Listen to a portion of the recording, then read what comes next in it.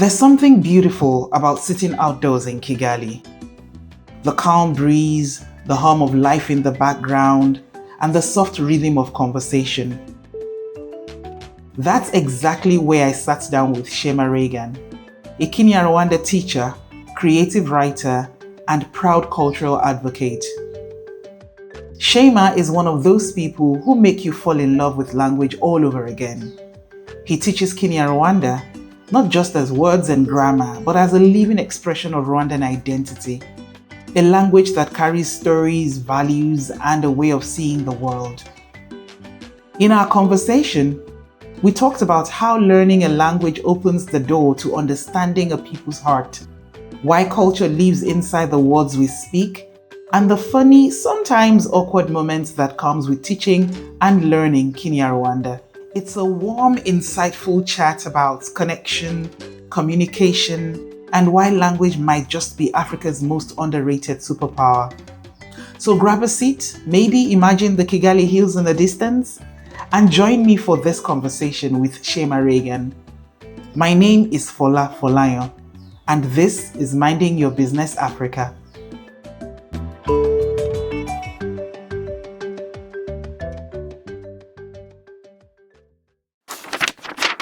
Hey everyone, it's Fola Folayo here. I just want to say a huge thank you for supporting the Minding Your Business Africa podcast. We've officially crossed 2,000 streams, and I couldn't have done it without you. So if you're enjoying the show, please keep supporting us by giving the podcast a 5-star rating on Spotify. It really helps more people discover what we're doing. And I'd love to hear from you directly. So please send me a feedback DM on Twitter. You'll find me at The Favored Woman. Your support means the world. Please, let's keep building this together. Down, you wear a lot of hats. You're a teacher, you're a creative writer. And when I look at your videos, I don't know if you call yourself that, but I think that you're you're something of a cultural advocate. Yeah. Is it okay to call you that? Yeah, definitely. Yeah, so, but which of these feels the most natural to you? Which one do you connect with? Teaching. Teacher? Yeah. Okay. Teaching, I love explaining the things that I know the way that I know them. Okay. And what made you start to teach Kinyarwanda as a language? I know that's your native language. Yeah. But why did you decide, okay, you know what, I'm going to get on the internet and I'm going to start teaching my language? To simplify it, because I had noticed, in a way, it was very hard for everybody. Everybody was complaining it's hard. Everyone you met, every foreigner you met trying to learn Kinyarwanda would complain it's really hard. And I just thought language is to be used. Just tell people what to use, and then show them, refer to what they already know. It could simplify things. And then I got onto the internet, posted one video. Out of I think many things converge, but that was one of them. I was also very idle. Like my job, I was teaching English, and I had a lot of time. So I talked about my first student, whom I taught because she wanted to be taught. Yeah. Not because I had started thinking about it that way. So Anna gave me so many compliments, and when I got bored, I was like, let me solve this problem for so many people. So I got onto social media. And it's been good because I saw your social media video. Actually, that was what attracted me to your content.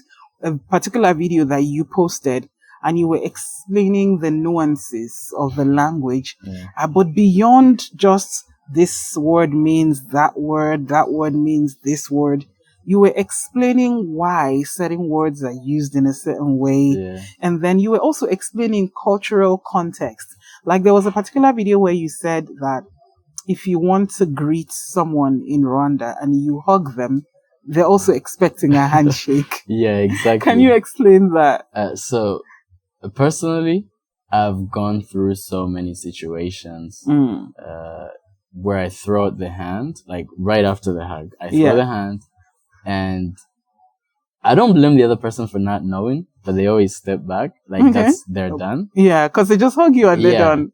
Okay. But then you realize you're also just acting from your subconscious. Like you don't really think about this thing that you do. You just expect them. And then when they don't do it, you feel, Yeah, you're left hanging. Yeah, you look around. You're like, wait, who saw me? So, but you recollect and you're like, oh, they don't know about this. So stuff like that just comes to me and I'm like, let me share it. Wow. Yeah. That's incredible. And what has been the response? It's been really good. Let me say it's why I quit my job. Like I quit my day job. I'm a private teacher now. Wow. Wow. Yeah. So it's so good that you could quit your day job and become a private Kinyarwanda tutor. Yeah, and I never pictured that. Like I just got on social media to get a few more clients, to get a few bucks. And then because I was bored, I looked at so much time. So getting there, it was good. Tell me about, what Kinyarwanda means to you personally. I know that it's the language you were born speaking, but then it has become not just a language that you use to express yourself, but it's a language that you not just teach people, but it's like an identity, right? For you. Love that. So say for instance, someone comes to Rwanda for the first time and loves the country, loves the people, and decides, you know what, I want to make this my new home. But I don't understand the language. I can't speak the language. I can't speak the culture. I don't really get the culture. How will learning Kinyarwanda help me understand Rwandan culture and better assimilate into Rwandan society? One of the things is that you just realize these people think differently. Okay. That alone is gonna open a door to tolerate so many things that you're gonna find strange to your own culture. Like what? Give me an example. An example. Do you see isombe? Yes, the cassava leaf soup. Yes. So many people don't eat that. Many cultures don't eat that. But there are many cultures which relate. And one of those cultures is Rwandans. We love isombe. So many people don't love that dish.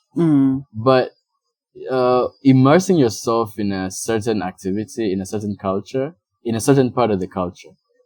I said this generally, not just language.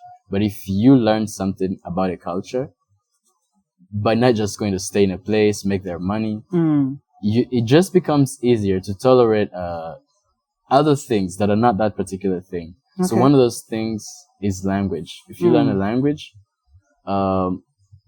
you're gonna learn things work differently in this language, and people still use it. So your own way of thinking is not the only way of thinking. That's true. Yeah, I love mentioning to my students, sometimes they're weirded out, especially English students, that if you're going to describe a cup in English, you first mention the description, like a big cup. In Kinyarwanda, you'd have to rearrange your thoughts and start with cup, then big. How does that work? Well, this is a glass. Ichirahure chinini. Can you try that? Ichirahure chinini. Yeah, so what you just said is glass, big. Okay. Yeah, and it weirds out some people. They're like, wait, is this how you describe things? So the description comes after. The description comes after. I just said Diego. It just leaked. I just learned something new. But that's beautiful because what it does, I think, in my opinion, is it helps you think differently. Yes. Now you have two ways of thinking. Yeah. The one that comes natural to you that you've always known, and then the ones that you learn. And correct me if I'm wrong. Does it not help you to understand and communicate with the people better? Exactly. Exactly. I was just trying not to say the obvious. Yeah. I was maybe No, no, no. trying to Say get the around. obvious, Yeah, but please. the obvious is that you're gonna communicate with people, and that's what you need. You need these people. I have heard so many people, like, I mean, I've been in Rwanda for 3 years and I've met Rwandans, non-Rwandans. I have friends across from, the different groups of people. And when I speak to people who are not native to Rwanda or even to East Africa, one of the major things they're always saying is, I find it hard to communicate with Rwandans. And it's not just the language. It's not just about English. It's not just, and so I ask, is it because you can't speak Kinyarwanda? Because maybe if you could speak, you might not have a communication problem. But there are people who say, yeah, it's not just about the language. It's just, the culture is different. The communication style is different. Like I'm West African and Nigerian. We are typically aggressive. Not out of, well, maybe aggressive is not the word, but we sound like we're aggressive. Even when we're just vibrant. We're vibrant. We're loud. We talk a lot. But the average Rwandan is quiet, is reserved, is conservative. And I see that personality clash a lot. What's your experience with that? Do you think that language could help? Maybe. I don't think language could help particularly. Yeah. But language is just, let's say if you want to speak Kinyarwanda, your language is going to help you. Okay. And if you want to communicate better, listen to people's daily conversations. Yeah. That's going to help.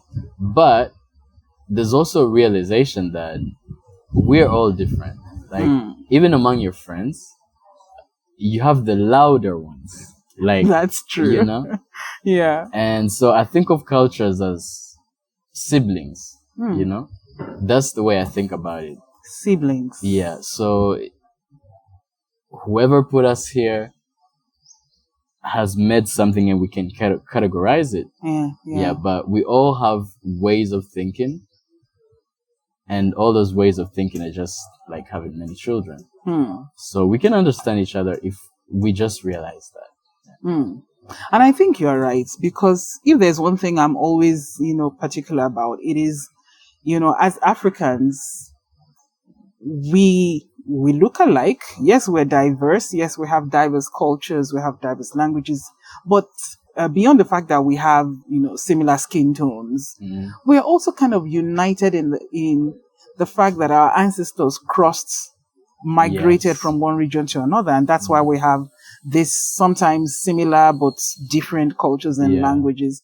But at the end of the day, we're all Africans. And if we can understand and open up our minds to just see the other person as, hey, you might be from the East, I might be from the West, but at the same time, we're the same in a way.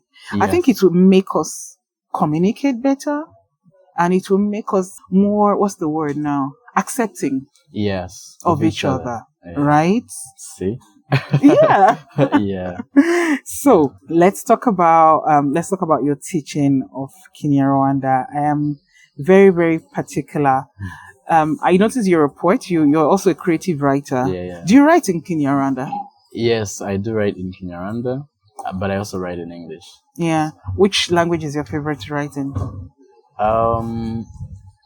I'd say I love all of them, but I find an advantage if I want to express very deep ideas. I speak Kinyarwanda. I write Kinyarwanda. Okay. Because English is a second language. Although I didn't learn Kinyarwanda second or first.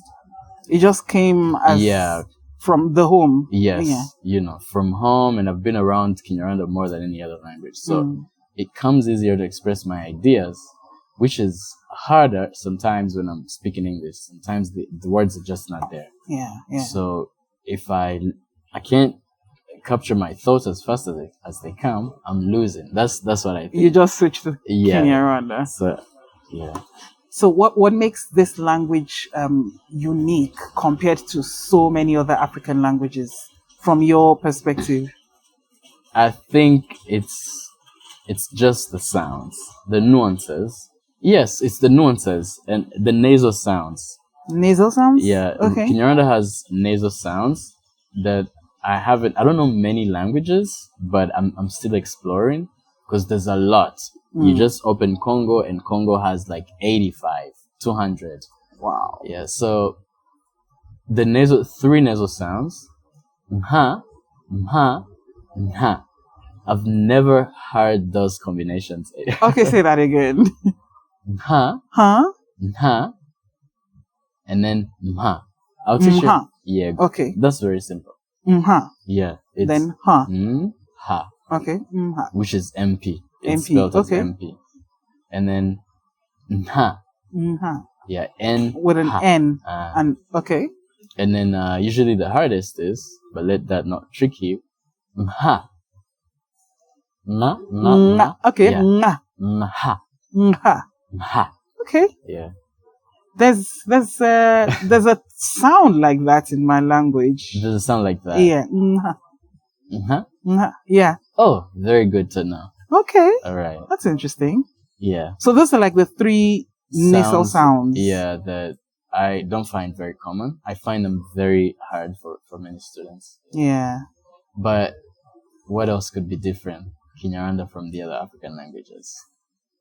The spellings. Yeah, the spellings. I have been tricked so many times. So when I'm driving in town and, there's a young man, Fred, who drives me and he speaks Kinyarwanda perfectly, So I used to make this practice of reading billboards, when I see like a Kinyarwanda name on like in town, like shop names or something. I try to read them out loud, but I'm always reading rubbish. And then the trick is... because the words don't sound like they're written. Actually, to me, it feels like they sound like they're written. They do? Because every syllable, like, this is what I teach my students. Yeah. Simply, every syllable is carrying a vowel. Okay. Yeah, in other words, we can't have... the only time we have consonants next to each other is when we're creating a sound that's not already in the standard alphabet. I don't know if that makes sense.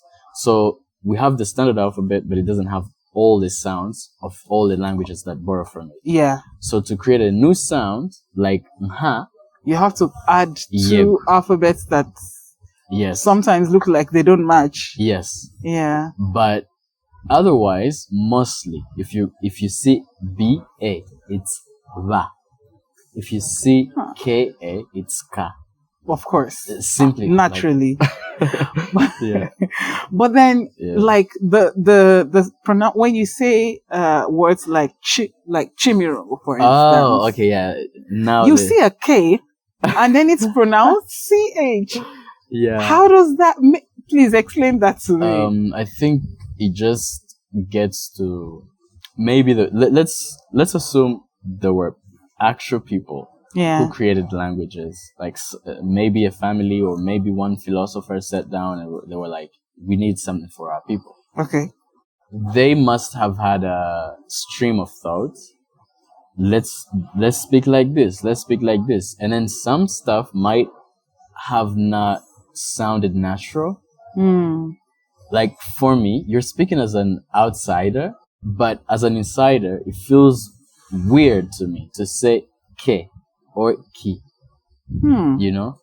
So I presume it was just the aesthetic. Maybe that's how the guy was feeling or the lady. Yeah. Yeah. So from an outside perspective, maybe Yoruba. Yes. Yes. Is the language. Yoruba is the language. Yoruba is the tribe. All right. Or the ethnic group. Yeah. Yoruba is maybe the inventor of the language, or the inventors of the language had a certain stream of thought that made che feel necessary, I guess. Now we grow up as distant siblings, and we come and we're like, wait, you guys do things like this? Yeah, we do things like this. I just feel like that's how it is. That's interesting. I feel like language also sometimes carries, a culture within them. Yeah. When you go to a place and you learn the language, just like you were saying the other time, somehow you find yourself kind of learning the culture, because you start to learn the nuances of that language. You start to learn the complexities of the way they communicate, and you start to also learn the cultural context surrounding why they say certain things in a certain way. Yeah. You know, like you and I were discussing the other time, you also said it in one of your videos where you were talking about, you know, the reasons why Rwandans say Mramse, you know, and they, you know, the reasons why they respond in a certain way, because when you learn, it has a meaning, it carries weight.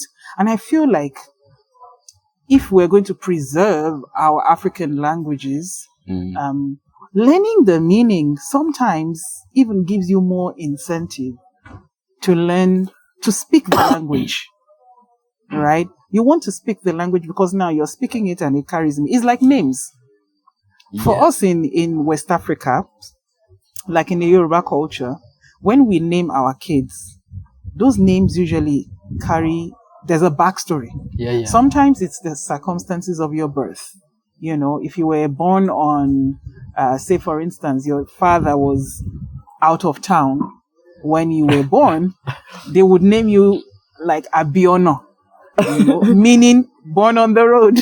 Whoa. Okay. You know, so if, for instance, you're a twin, you know, it could be Taiwo and Kehinde.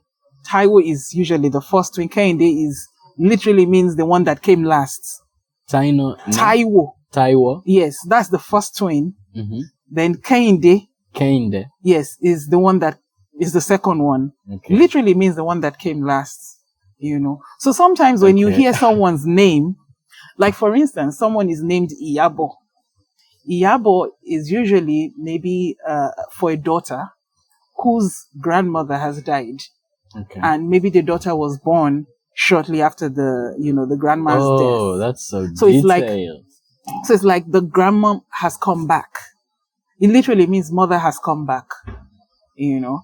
And I think I read about that in Ngozi's book. Yes, absolutely. So we have names that kind of like tell a story of how you were born, what happened in your family around that time, or sometimes even how prestigious your family is. You know, when your name is Adeshola, it literally means, you know, like the crown and wealth. So you can tell this person is from a royal family. Or maybe around the time this person was born, you know, this person's family is wealthy, you know. And they're like the crown. Exactly. So, you know, so you have things like that. And I feel like that's a very good way of continuing and preserving our culture. Do Rwandans name children based on circumstances and stories? Definitely. Which I think is mostly true for many African languages. Yeah. Including Luganda. I told you about my past there. Yes. Yeah. It's the same. Okay. And sometimes it's the inspiration of the parent.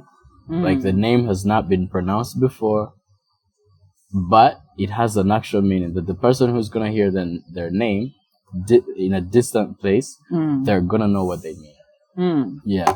So it's the same. And I think it's going to help us preserve the culture. I always felt weird when I met somebody and I grew up wondering, why do I have a name Reagan? And I don't know what it means. I speak English. Right? You have an English name. But why do I not know what it means? And you try to find out.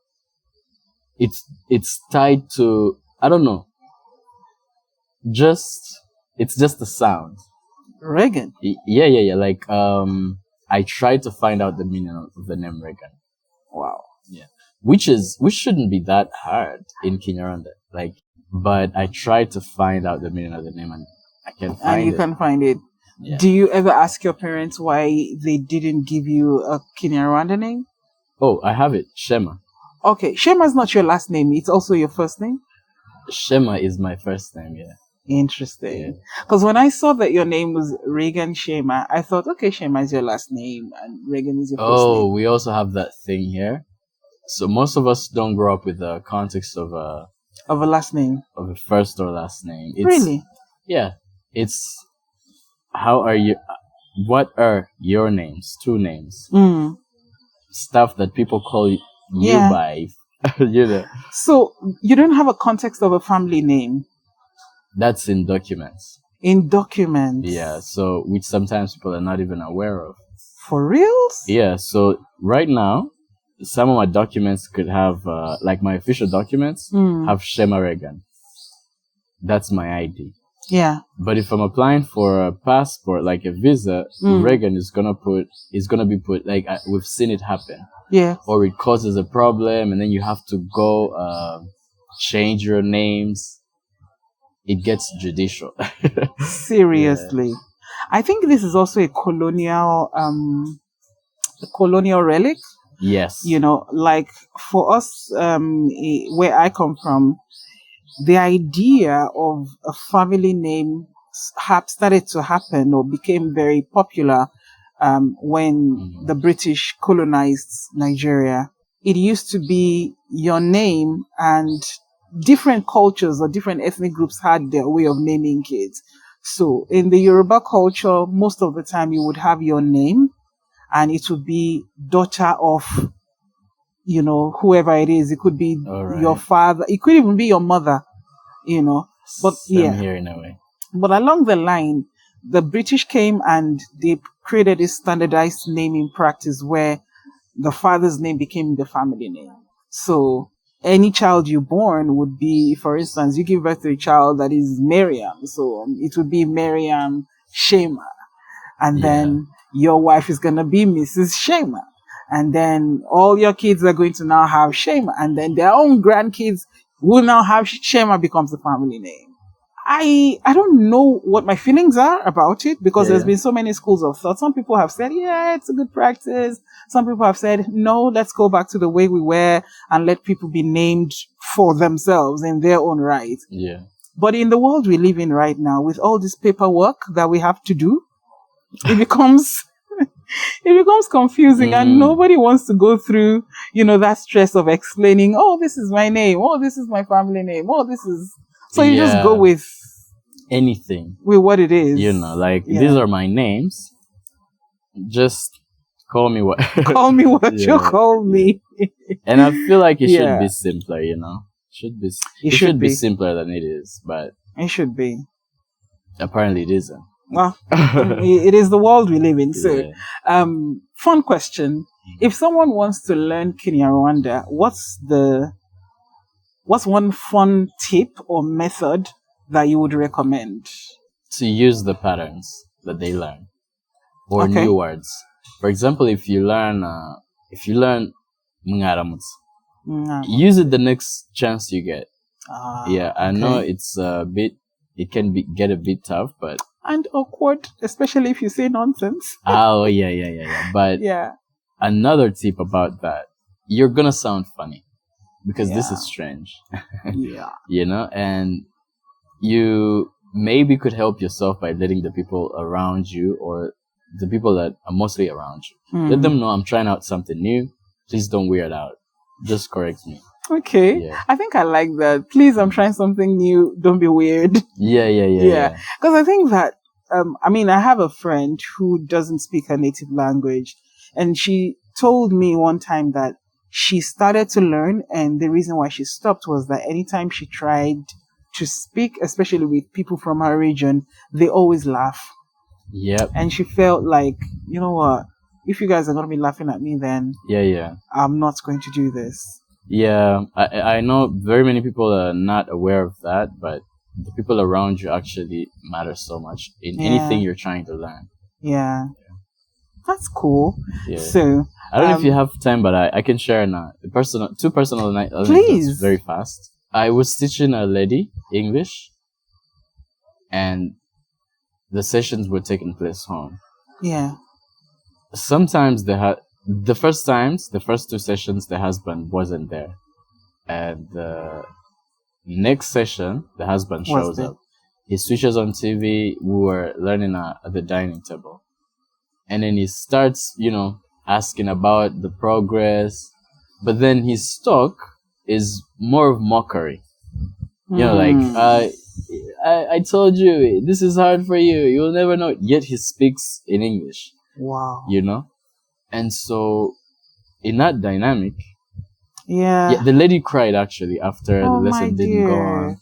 And she was way older than me. I feel like if she ever listens to this, I feel like she canceled the lessons because of that. Yeah. Another scenario was, I was teaching somebody. This is very recent, actually, and their boyfriend came to pick them up. I don't know why it's mostly guys. In my experience, it's mostly guys. They laugh and don't see how it's affecting how partner. Detrimental it is. It's so wrong. It's so wrong. So I teach someone to say "I'm high," huh? Mm-hmm. You hear the sounds. We have the other two nasal sounds next to each other. "I'm high," huh? So from the lesson, the lady tries to practice it, and the guys come. We're moving to the car, and he hears the lady say it, and it sounds a bit off. Let's say an 80%. Yeah. And he's like, "Oh, you think he'll speak Kinyarwanda? It's really hard." I'm like, whoa. Don't say that. It's so discouraging. Yeah, it's so discouraging. Honestly, you would never know how sometimes it feels really, especially for someone who is learning as an adult. Yes. It's hard. I feel like kids learn languages faster. Yeah. Sometimes they don't even know they're learning. Yeah. They just pick things up. But it's not easy for an adult to just pick. Yeah. You have to consciously learn. And then if you're trying to consciously learn and someone is making fun of you. Yeah, we have to grow up. You know, the adults around us also have to grow up. Learning is very sensitive. Yeah. And it's good if you have someone you can consistently speak it to. Yeah. Because that too. You can easily forget if you're not consistently using the language that you're learning. Do you think, I don't know if there is an app for learning Kinyarwanda? There is one, but you'd rather watch a YouTube video. I'm sorry to say this. Oh yeah? Yeah. Why? It tells you words. Like, this is how they say this is how they say this. I'm not saying it's bad, but YouTube videos are dynamic. Like, they give you stuff you could use, like live, you know, to ask you, for example, I teach you how to say, "How do you say?" That is something you're going to use. Yes, like, because repeatedly. You use it in daily communication. Yeah. So, there's what I call building blocks. Thanks to a student of mine, gave me the term. But there are building blocks in a language that you don't need from an app. Like, you can get from an app that just gives you words. And those are your literally building blocks. If you know how to say good morning, how do they say yes, no, can I don't want, all that stuff. Those are basics. So that's foundational. Yeah. So that stuff helps you, you know, peek into the language. Okay. So what are the building blocks? Can we learn them now? Some of the building blocks. The most critical that I would give you is vavugagute. Okay. You have to say that slowly. Va-vu-ga. Uba. Va. Ba. Vu. Vu. Ga. Ga. Vavuga. Bavuga. Gute. Gute. Gute. Gute. Yeah. How. So it literally translates, they say how. And then you mention what you want to be said in Kinyarwanda. So bavuga gute. Bavuga gute. Water. Amazi. Urakoze. Yego. That's interesting. Yego is yes. Yeah. How do you say no? Oya. Oya. Oya. Yego. Ah. Oya in my language means something else. Oya. Oya. Bivuze ichi. Bivuze ichi. What does it mean? It means Oya is let's, it's like saying let's go. Oh, okay. Yeah. Oh, yeah. Or, let's, something like that. And then in English, it's oh, yeah. Oh yeah. This is really cool. This is really cool. Thank you for sharing all this. You're welcome. Thank you for having me on the show. Oh, you're always welcome. I feel like I'm going to have to come to you for private tutoring. Yeah, that would be awesome. Because I do like Kinyarwanda. Even though I feel like my ears are terrible at picking up in languages, but I really do want to learn. Yeah, I would be happy to help you. Okay, thank you so much. You've been listening to the Minding Your Business Africa podcast. Don't forget to subscribe, share, and rate us on your streaming platforms. Minding Your Business Africa is produced by Africa Talks Network. Our executive producers are Fola Folayon and Nelly Kalu. Royalty-free music provided by Melody Loops. Mixing and mastering by Fola Folayon.